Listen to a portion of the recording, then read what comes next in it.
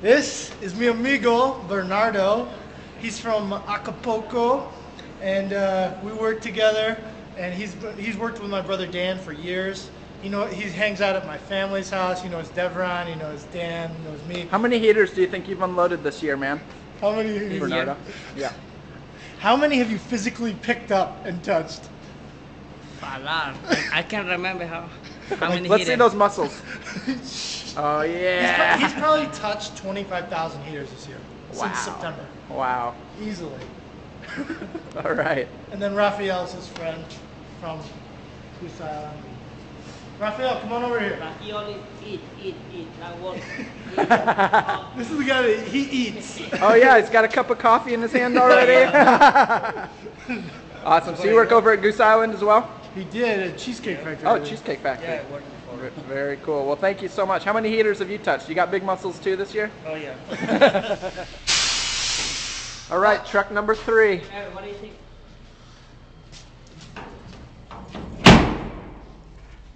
Just straighten it out.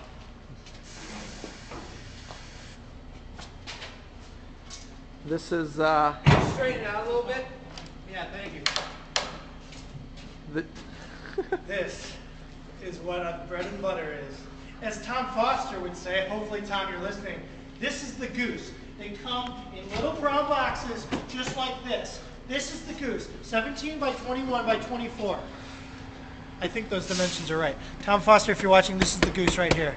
All right, the goose. All right, we're gonna watch. These truck drivers have a little bit of a time backing into this space, and usually it takes them about 30 minutes to get on their skill level. But this is the last, hopefully, back in for this guy, and then we'll unload these things. This is what a full truck looks like. Obviously, most of you know what these full trucks look like, but our Texas department does not. Action. All right, Josh. This is what I need you to do. You need to take these piles of labels, and these go on G3s without manuals. This pile, small pile, goes on 500 G3s that we already have manuals inside. And this pile is 1,000 G3s with manuals already inside. These of which, of course, are for Eden Pure Midwests.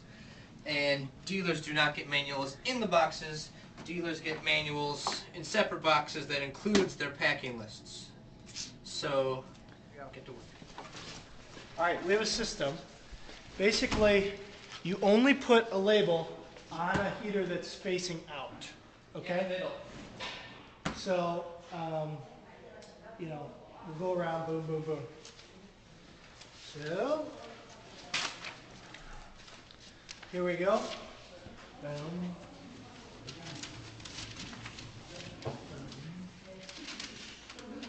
Oh, then also, if there's one inside like this, you do it on the middle.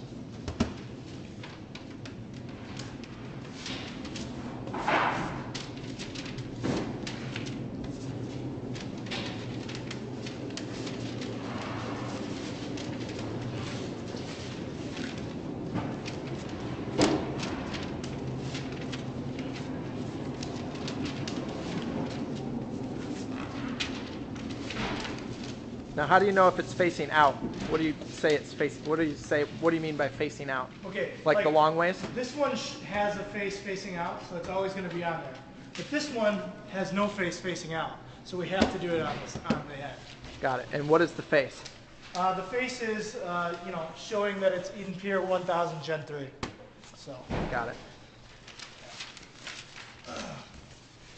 And then before we wrap this with saran wrap, either Eric or I or Aaron goes around, checks everyone, and then double checks it to make sure we don't ship a box without a label on it and thus lost image. Or double labeled, huh? Yeah, or double label. But you guys never make mistakes here in Chicago, right?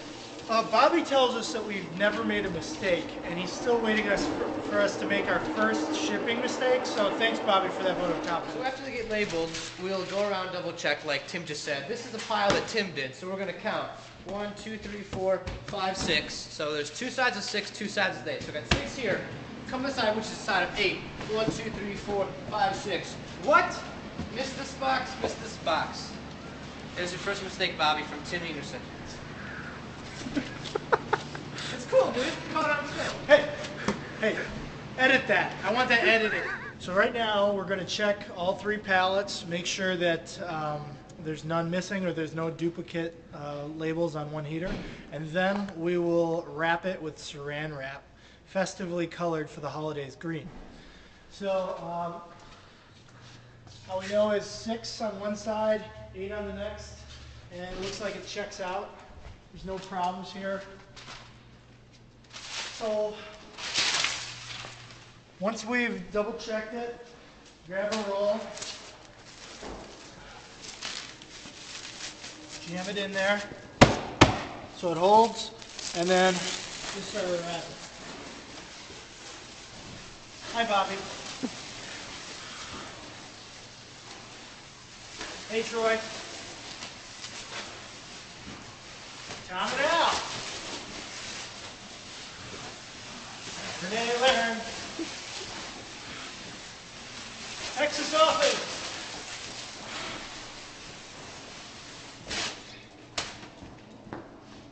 And that is a FedEx ready, pallet wrapped, ready to ship. We're rolling, man. Come on. All right.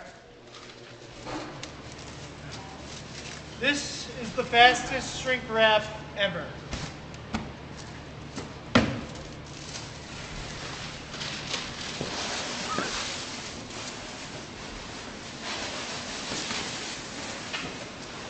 Productivity, Al. And supervision. Quantifiable reporting. Productivity. Massive profit margins. Done. All right, so we just finished bringing up the units, slapping the labels on, and we stretch wrapped them. So those are ready to go out with FedEx. Now, just for my math, I write on the board what's going out. So we had 93 1000s, 3 500s, and 3 Sun Twin Gen 3s, so 99 total. Light day from the holidays.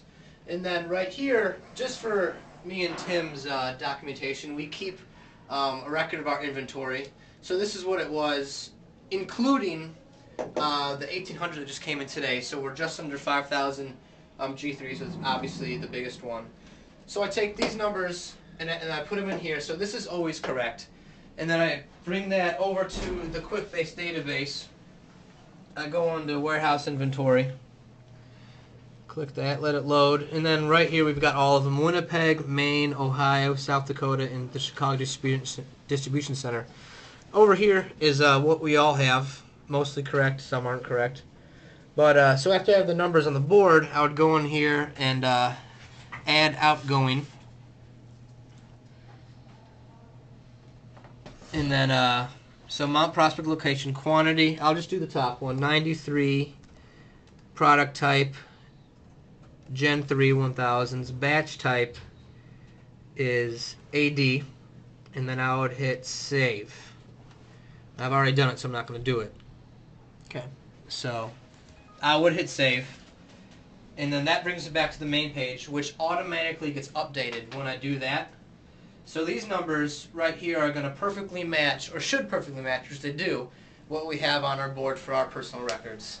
So that's how we keep track of what comes in and what goes out.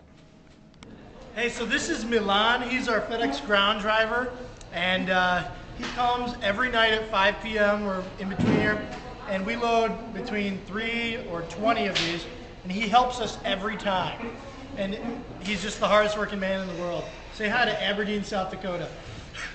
South Dakota. And Texas. And Texas. And Ohio. And Ohio. And Illinois too. There you go. All right. Awesome.